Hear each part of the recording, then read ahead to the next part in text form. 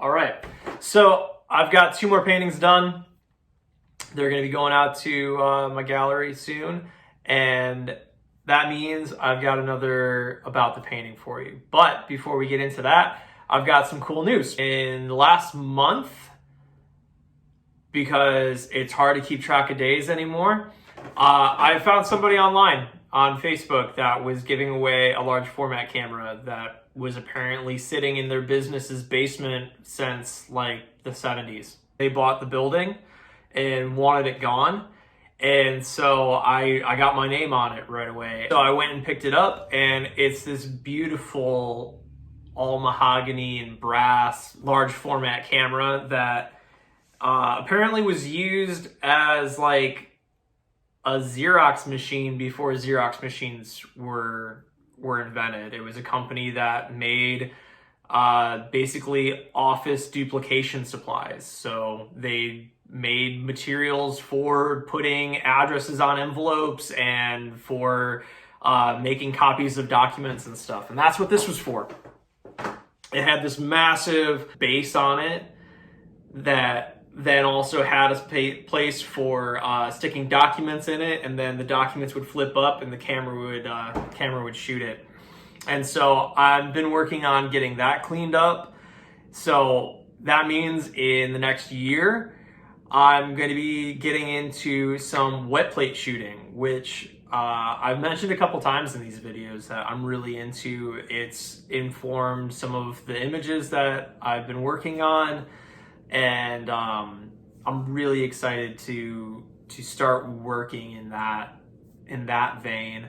So it's going to help me make some more images faster. It's going to help me work through some ideas, and to be able to explore new media, and to be able to hopefully sell some more work. And speaking of selling some work, Vanitas 2, the painting of the skull that I had done a little bit ago, and the pomegranates have both sold and are off to some great homes.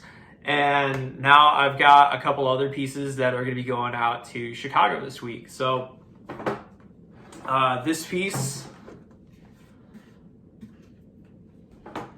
and another that is still, the varnish on it's still drying, but I'll throw up a picture here, and so you can see what this looks like a little closer up. There's a lot of color and a lot of crazy details going on in this one. Most notably, the little bee sitting on top of the decanter, where the name comes from of the Misunderstanding. So this piece is all about not everything is what it appears.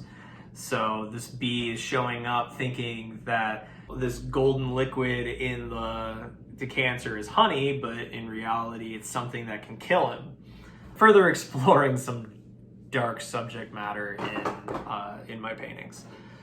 This painting was a challenge for me. It had a lot of really tiny details. It had a lot of color, massive portions of it being out of focus, with the entire glass in the front being almost completely out of focus and starting to enter into some bokeh territory. So there was a lot going on there. This was a lot of fun to work on, and really frustrating at the same time because there was so much growth happening in it. This is one of those kind of paintings where, like, when I got done with it, I was definitely not the same painter that I was when I started it. That I learned a lot through this one, and it's just a lot of fun. Not only is it a beautiful image, it has some really interesting little details going on in it. So make sure to check this one out at Gallery Victor. Give them a call and set up an appointment. I think they're still doing appointments, but give them a call, find out, and go check out this painting. Next week, I will show you the other painting that I've just finished.